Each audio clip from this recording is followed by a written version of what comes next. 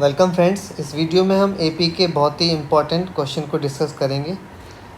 AP के सभी important question की मैं एक अलग से प्लेलिस्ट बना रहा हूँ, आप जाकर के वहाँ पर चेक कर सकते हैं। तो इस क्वेश्चन में, ये बोर्ड एग्जाम में पूछा हुआ क्वेश्चन है। We have to find 3 numbers in AP. Find 3 numbers in AP whose sum is 15, जिनका सम 15 होना चाहिए, एंड प्रोडक्ट इज़ 45। तो ये बहुत ही इंपॉर्टेंट क्वेश्चन है बच्चे, ध्यान से समझिएगा। फाइंड 3 नंबर्स इन एपी जिनका सम 15 हो और प्रोडक्ट जो है वो 45 हो। तो इस क्वेश्चन को हम कैसे करेंगे, ध्यान से देखिएगा। अब देखो, नॉर्मली आप एपी जब मानते हैं तो फर्स्ट टर्म आपकी ए होती है और कॉमन डिफरेंस को आप मानते हो डी। तो सेकेंड टर्म होती है ए प्लस डी, क्योंकि कॉमन डिफरेंस ऐड होता जाता है। तो फर्स्ट टर्म आपने मानी ए और कॉमन डिफरेंस आपने माना डी, तो ए प्लस डी, और थर्ड टर्म आपकी होगी ए प्लस 2d। तो ये 3 टर्म्स आप नॉर्मली मानते हैं, पर ध्यान दें इस क्वेश्चन में ऐसे मान करके आप नहीं कर पाओगे, तो ये हो जाएगा गलत। तो ध्यान रखिएगा, अगर किसी क्वेश्चन में 3 नंबर्स का सम और प्रोडक्ट दिया हो तो आप ऐसे नहीं एज्यूम करेंगे। कैसे एज्यूम करेंगे और क्यों एज्यूम करेंगे ये भी मैं बताऊंगा। तो ऐसे क्वेश्चंस में आप मानेंगे लेट 3 numbers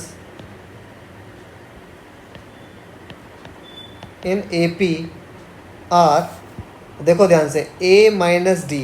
यहाँ पे फर्स्ट नंबर हम मान रहे a माइनस डी, जी हाँ, a नहीं मान रहे, और कॉमन डिफरेंस d ही है।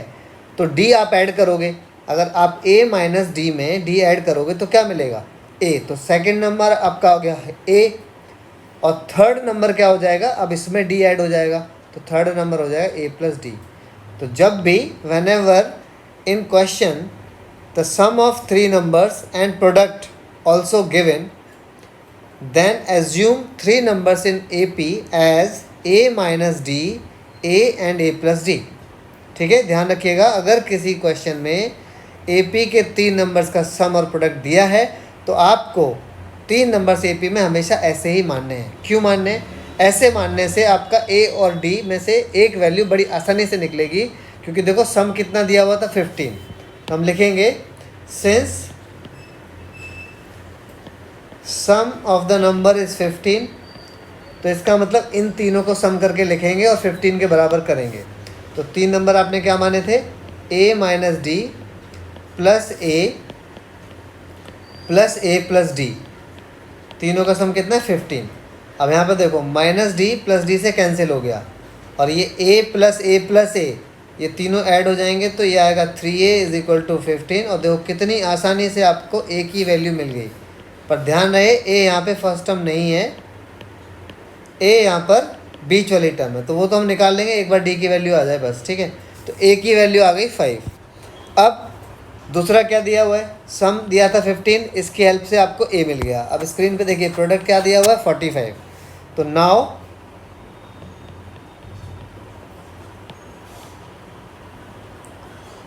प्रोडक्ट इज 45, और प्रोडक्ट का मतलब अब हमें ये तीनों नंबर इंटू करके लिखने हैं। तो a minus D into A plus d, इन सभी का प्रोडक्ट दिया हुआ है 45।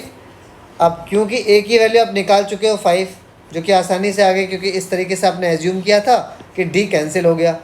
तो अगर आप ऐसे मानते तो d कैंसिल नहीं होता, ये ध्यान रखना। a plus D, a plus 2d मानते तो d कैंसिल नहीं होता, इसीलिए ऐसे क्वेश्चंस में हमें ऐसे ही मानना होता है। तो a की वैल्यू आ गई है, a की वैल्यू यहाँ प्रोडक्ट वाले में रख देते हैं।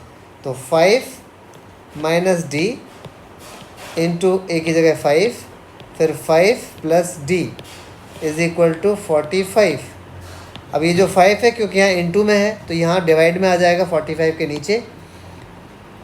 तो आपके पास बचेगा 5 minus D into 5 plus D is equal to 45 divide by 5, और ये 5 से कटेगा तो आएगा 9।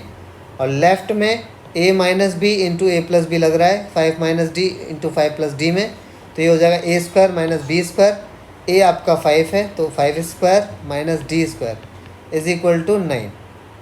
अब 9 को हम ले आएंगे लेफ्ट में, और माइनस डी स्क्वायर को ले जाएंगे राइट में, क्योंकि वो माइनस है तो डी स्क्वायर को पॉजिटिव बनाना होगा।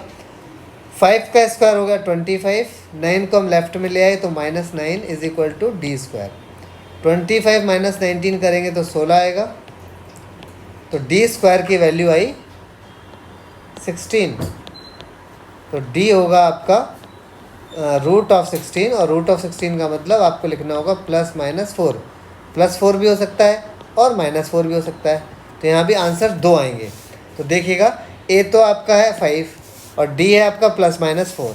तो अगर पहला पार्ट आंसर का, अगर इफ़ ए हम 5 लेते हैं और डी हम लेते हैं 4, then 3 numbers in APR, 3 numbers in APR क्या माने थे हमने? a माइनस डी, a और a प्लस डी, यही माने थे ना।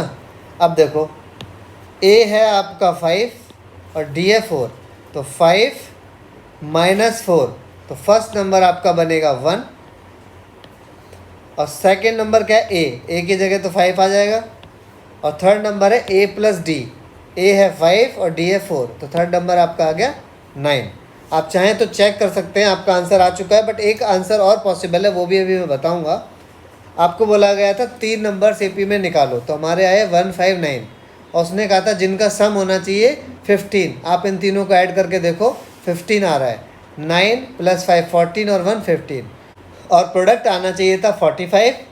तो इनको आप इंटू करके देख सकते हो, 9 5 = 45, 1 = 45। तो प्रोडक्ट भी मैच हो रहा है, तो आपका आंसर आ चुका है। बट एक और पॉसिबिलिटी है, 3 नंबर्स इन AP 159 भी हो सकते हैं, या फिर सेकंड केस में अगर a तो 5 ही है, d अगर हम -4 लेते तो then numbers will be, numbers यही रहेंगे, ऑर्डर चेंज हो जाएगा। तो नंबर्स विल बी, अब देखो a माइनस डी, a और a प्लस डी है, ठीक है। तो a की जगह क्या लिखना है? 5 और d की जगह -4। तो a 5 d -4 और बीच में माइनस है, तो माइनस माइनस हो जाएगा प्लस, ठीक है ना। 5 - -4 अगर आप करेंगे तो ये 9 आएगा। तो पहला नंबर आएगा 9, फिर a यानी कि 5, और फिर a प्लस डी करोगे तो a प्लस डी, और d क्या? -4। तो इसको सॉल्व करके ये तो आएगा 9, ये वाला आएगा 1, तो आएगा 1। तो आप देख रहे हो नंबर्स वही आए, 9 5 1, और यहाँ पर आया था 159।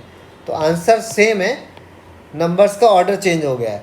हाँ, ये सेकंड पार्ट करना बहुत ज़रूरी होगा। अगर आपको पूछा जाएगा कि AP फाइंड करो, एक AP फाइंड करो जिसके फर्स्ट 3 नंबर्स का प्रोडक्ट 45 है और सम 15 है, तो AP आपकी 2 पॉसिबल हो जाएंगी। एक तो हो जाएगी 159, फिर डॉट डॉट डॉट लगाएंगे, और दूसरा हो जाएगा 951 और डॉट डॉट डॉट। तो 2 पॉसिबल आंसर होंगे अगर आपको AP पूछा जाता है। केवल नंबर्स पूछे जाते हैं तो आप फर्स्ट पार्ट भी करके आओगे तो पूरे मार्क्स मिलेंगे, पर दोनों कर दोगे तो 100% श्योर हो कि आपके मार्क्स फिर नहीं कट सकते। आई होप आपको ये क्वेश्चन समझ में आया होगा। Thank you very much for watching. Have a great day.